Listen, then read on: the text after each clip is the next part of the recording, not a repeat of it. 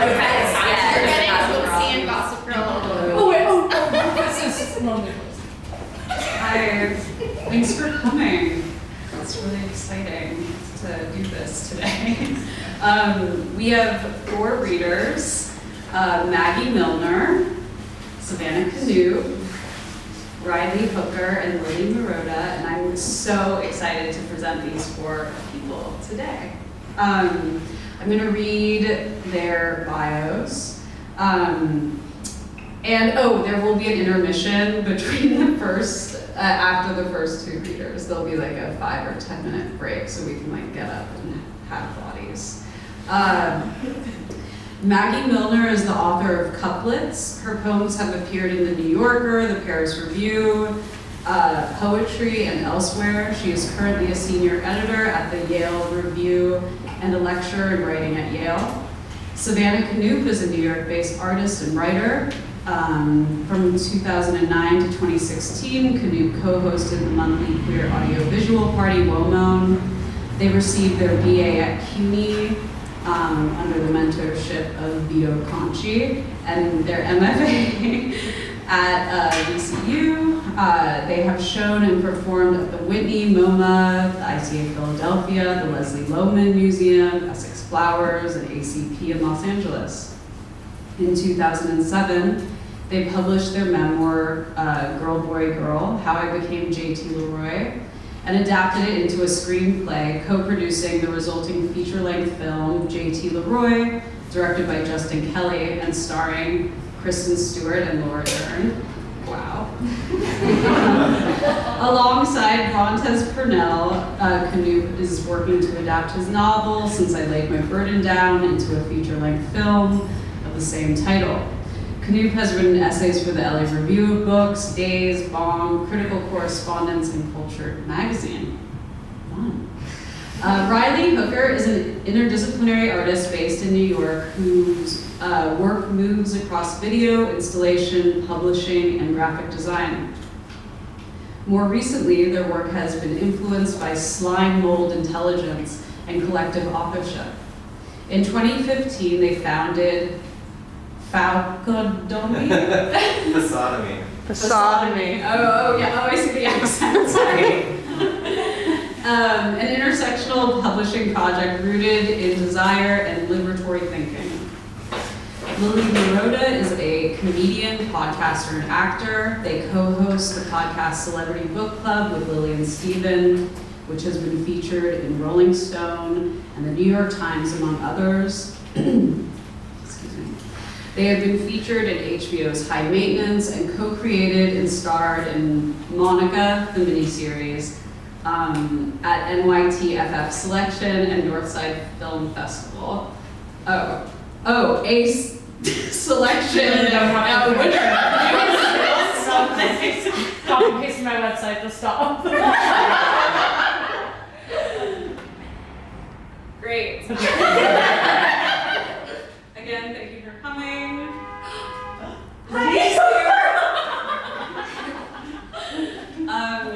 Yeah. I think mostly everyone's like 15 minutes, 20 minutes. I think it's like around there. Or how long? I was going short. Go short? But 12? You guys should go long. 12, 13, 12, 15? 12. 12. Nice. Probably 12. Yeah, so we have some 12s and give or take, but there will be a intermission in between Savannah and Riley. So please welcome Maggie Millner to.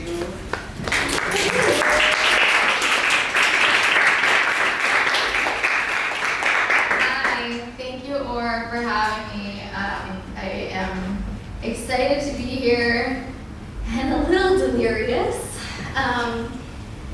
I'm reading from my book, which is coming out in February, which is really crazy, and I hope that you will all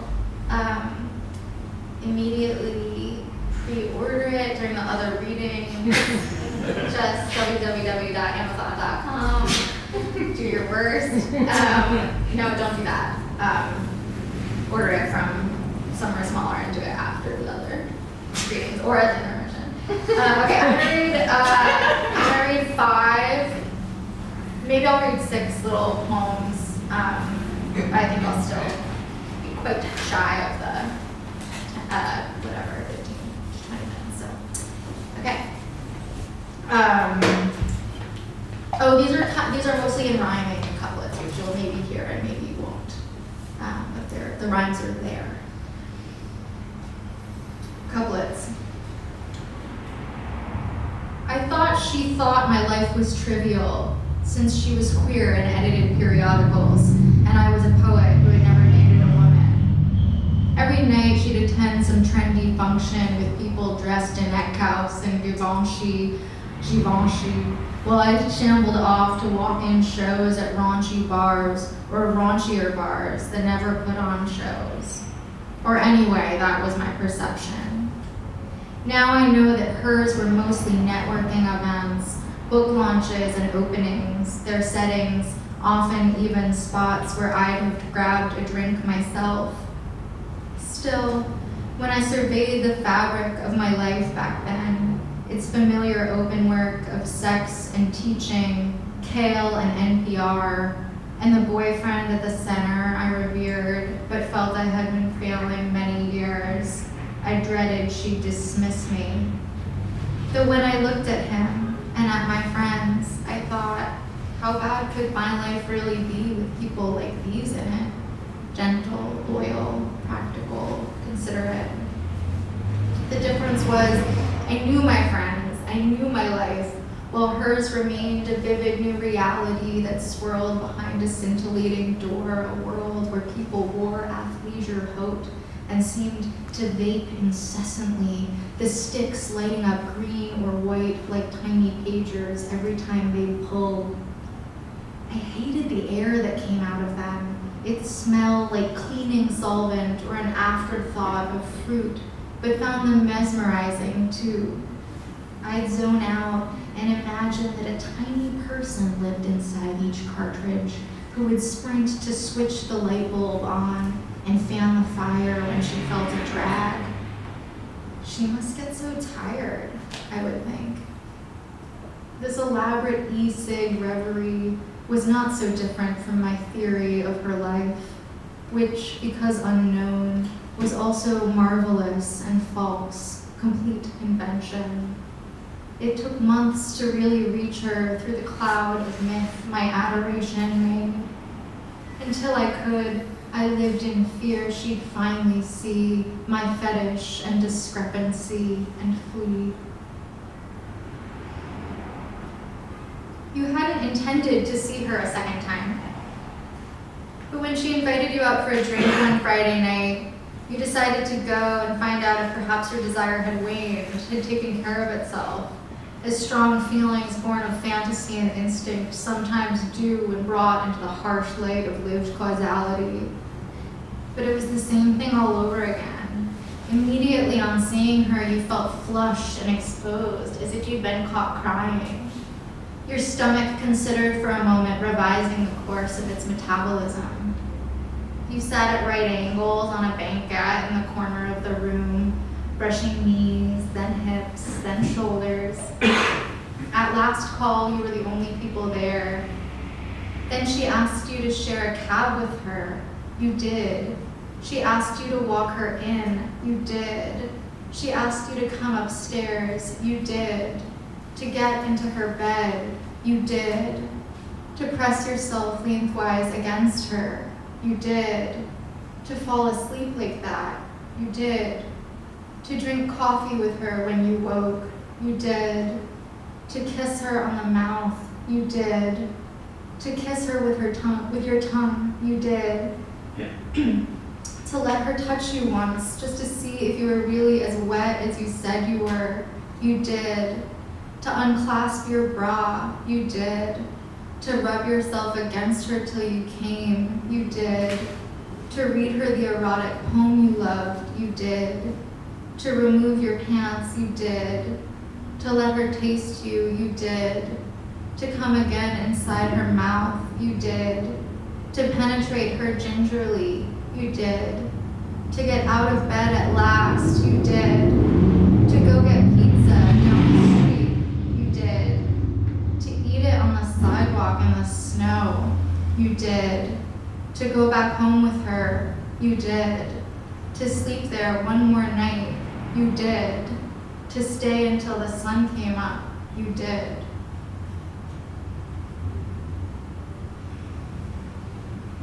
I tried to stay away from her.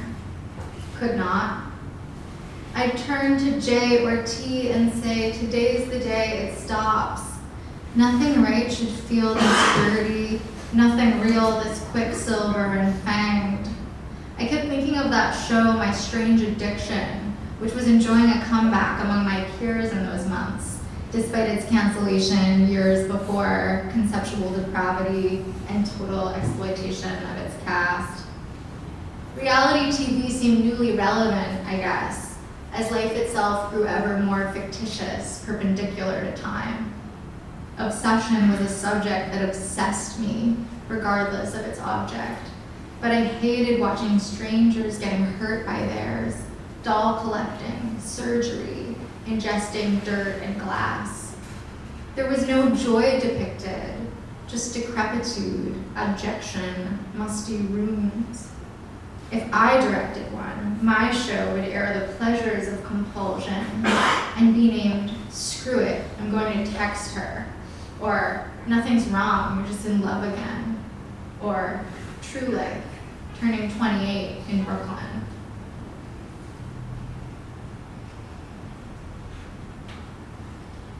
Now and then, I'd get the strange impression that she was me. A stab of phonic recognition would set off a little spasm in my eye. Sometimes from far away, I'd spy her slanted walk or messy hair, and every muscle in my body would contract. At school, while my students bent over their exams, I'd scroll through photos on her Instagram, the fabric growing damp between my legs where her finger liked to press itself inside me like a key. An undiscovered ancestor, an eidolon, an isomer, and an uncanny sense of unity to love in her what had always seemed deformity in me. To yield, to feel the snugness of the fit, to turn the lock, to hear the little click.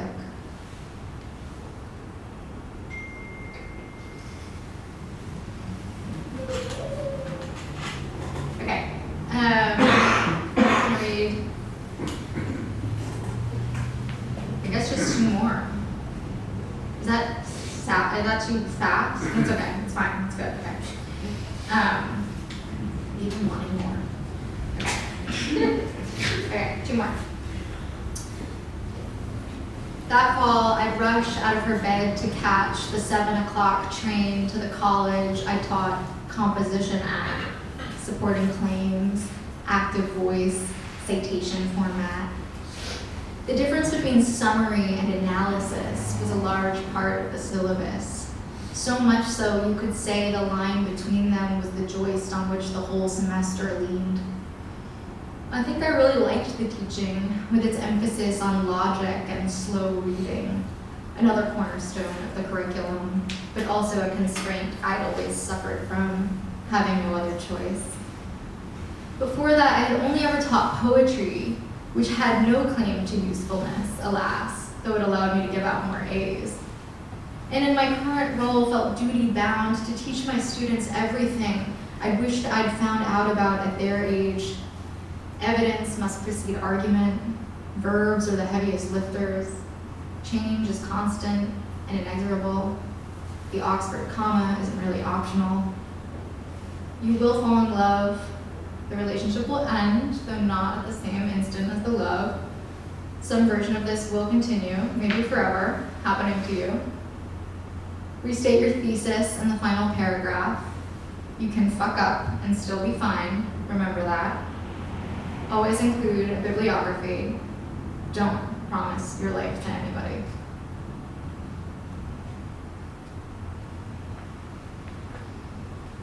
And this is the last poem I'll read.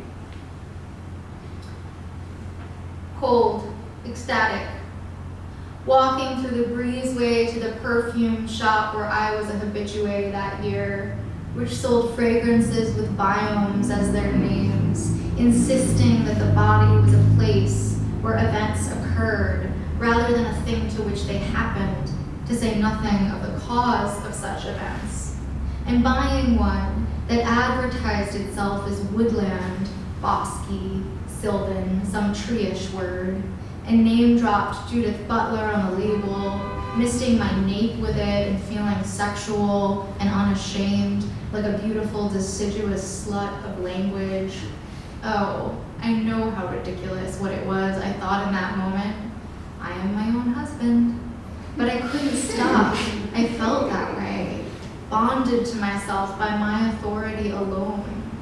No one beside me, no one on the phone. And going home, writing what I'd seen and heard, adding detail, deepening the cue, switching a word to change or nix a sound, feeling my tongue exult in flights by which experience might vault beyond the mind, become an externality. Like cells, it's still miraculous to me. Love found me twice at once. If it never happens again, I'll still be luckier than the moon. Breathing, typing these lines, texting a friend, checking the time, thinking it wouldn't always be like this, but still, sometimes it was. It is.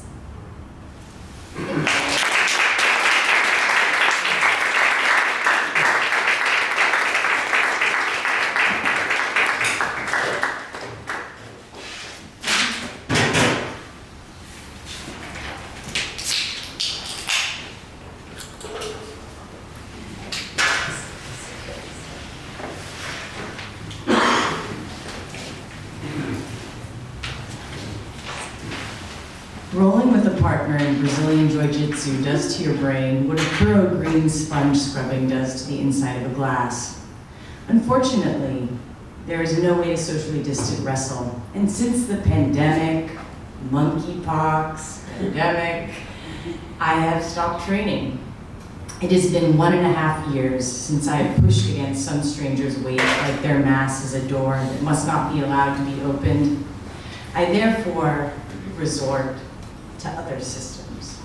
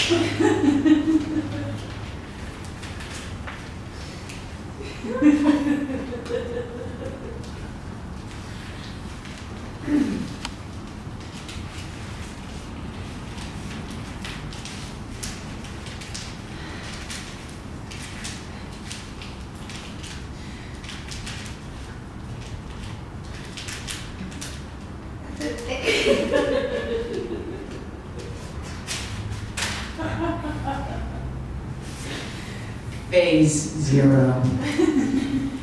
The evolution of horses. To fall asleep, my baby and I listen to Melvin Bragg's In Our Time, the discursive podcast which brings on experts to explain to Melvin about such topics as the Magna Carta, Sir Gawain and the Green Knight, cephalopods, fungi, or the departed Doggerland, to name only a few. Like popping Ambien, Doggerland is...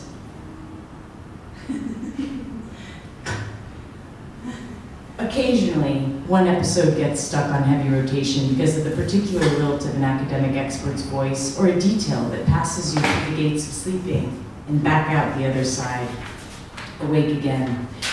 If you imagine that you're looking at an elongated balloon, there, like licorice bootlaces, are the dry rot fungi. My baby's spirit animal is the gentle, hard-working donkey, and so for some very obvious reasons, the evolution of horses has finally edged its way to the top, the star of our dozing. But something about it keeps sending me awake. I replay it once, twice, sometimes 3 times a night. Did you know that 50 million years ago, wild horses were the size of small dogs with 3 toes in the back and 4 in the front? The earliest signs of horse husbandry somewhere around 5,500 years ago in Kazakhstan has been found through clay plots left with traces of porch smoke. With the influence of humans, horses eventually evolved legs like pogo sticks, becoming some version of the one-toed high-endurance runners that we are familiar with today, 12 horsepower. As they are bred ever more to move forward, and maybe a bit backwards, if they really have to, they've lost the ability to move side to side. Horses are often said to be humanity's greatest lasting technology, one of our first and most steady subjugations. It strikes me in my 3rd listening liminal waiting room that this is a terrible twist in our own evolution, the moment that the noble horse and the noble cart got confused, so to speak. To quote Tiger King, I'm in a cage.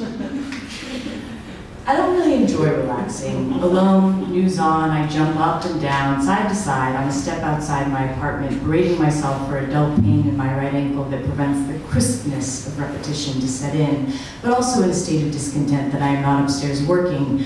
But then the writer's block sets in, and you can't eat your way through writer's block, though heaven knows I try. Back to work. I write. I scratch my eyes until they burn with the pleasure of an act that is forbidden. I sink my spine with one eye glued on the minute-by-minute humiliations and travesties of our country and the other eye on some dippy, short meditation exercise. I watch a little round spider build its web up and down from countertop to shelf. I haven't spent this much time at home since I was about 8 or 9 years old. Back then, my older sister had flown the coop, my parents' relationship was in freefall, my mother was newly going back to community college. Every day after school, I fine-tuned my own systems of existence. CNC music factory on high volume, yes. Homework, no. The main attraction was watching television, specifically DuckTales. A slow plummet from there through a few episodes of crappy rom-coms, then to watching and rewatching a dubbed copy of Paper Moon on VHS. All watching was to be done sitting in a wicker laundry basket as if it was a lazy boy, padded by piles of either clean or dirty laundry. It did not matter much to me for my purposes. This was a habit which always caught the wrath of my mother later when she came home from class. Obviously, clean laundry was supposed to be folded, not sat on, and if there was dirty laundry, why wasn't I doing it? And while I was at it, why was I always such a fuck-up about the dishes? Any treats were generally scarce in the household. My mother was an early convert to the health food movement. But sugar was ever the name of the game, and I portioned out raspberry-flavored kefir and/or homeopathic sugar pills throughout the afternoon into the evening. Now I can't remember what the pills were exactly for, but maybe when you took them without believing, they didn't much work anyhow.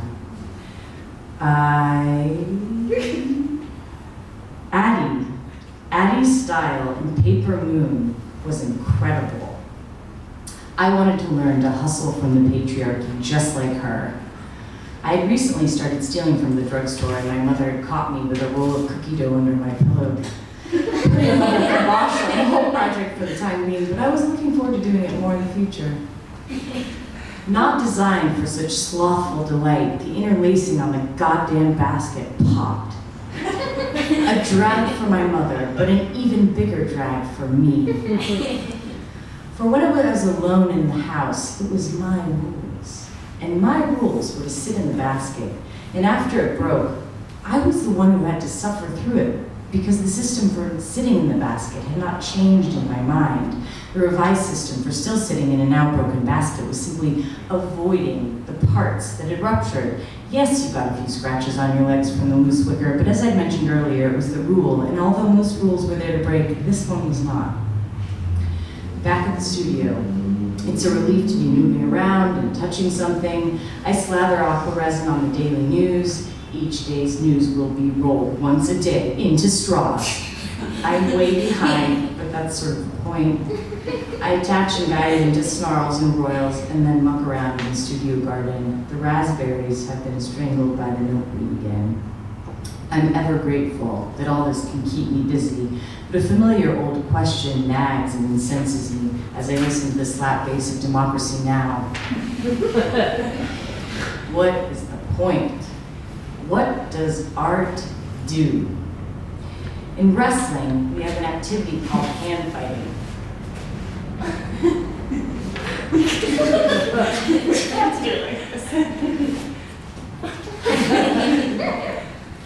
The first barrier as two opponents approach.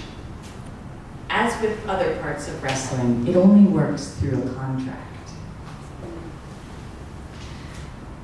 The other resists. Because of this, Brazilian Jiu-Jitsu produces a very specific form of touch. As touch is always a language relaying a message, the touch of BJJ, as those obsessed with it like to call it, is mechanical. Using your whole palm, it is firm and competent. If it's not, the move might not work. When I first began BJJ, it was the touch that got me hooked first. I liked both giving and receiving this mechanical touch, but as a beginner, my body felt like it really was just a dynamic sack of potatoes for anyone who was better, and I would find myself directed here and there, flying through the air, stapled to the ground, with no ability to wriggle out, and with no real understanding of how I'd gotten there. What I did know was that the touch felt good even right before I tapped. The other person's weight on mine was even, and it felt like someone tucking me in to a well-made bed and then sitting on the covers. Occasionally, I get ready for a competition, but having been brainwashed by feminism and art long ago, I overthink the rules of the game too much to be what one might call a true winner. What I notice in competition is how moves develop, mutate, and shift. This filters down into training as well. Styles of game develop and counter to the new style of game come down the pipeline in response. Before COVID hit, a game of leg attacks had taken trend, and in class we were training one variation called 50-50. A position equivalent to having your skis crossed, where one person threads their legs through the inside of another's and both can attack each other's ankles, heels, and legs. The touch for a leg game tends to feel completely different. Cupping, twisting, and spiking catch as catch can. Phase 1, 50-50. Although the game in BJJ is always a bit of an arms race of effective moves, training 50-50 to me feels like the true cul-de-sac, the end game, the BJJ version of the NRA's slogan of guns don't kill, humans do. True, these musings no doubt quell my hype-beast trendy competitor's game again, but threatening to blow out my own or my opponent's knee doesn't sound very fun. Now, instead of all the hype beast leg locks, after a long and drawn-out process of mentally soothing my sad sack grief of FOMO for not having begun training again, I've pivoted to what I always viewed as the most boring middle-class thing ever, stretching. So very slowly, rolling the neck in shivers and peels, opening my legs, tight, tight, tight, pain, pain, pain. And then, miraculously, every time, a warm, buzzing, melting, gob-smacking release. I think about prayer and how this benevolence that the body gives must be connected to feeling something greater than yourself. When I ask my bedmate to hand fight with me, she does so by raising a frankly cocked brow and little frog fingers. Our touch between us is more of the dancing together, slow and heavy variety, more of the lick the plate of a delicious meal variety, more of the drug that seeps into the bloodstream and makes you feel peaceful variety. Delicate and extremely spindly, she is ultimately more in tune with reading books and cracking jokes than being my Bulgarian sheepbag. But she obliges me in the hand fighting. Our activity is a different game altogether.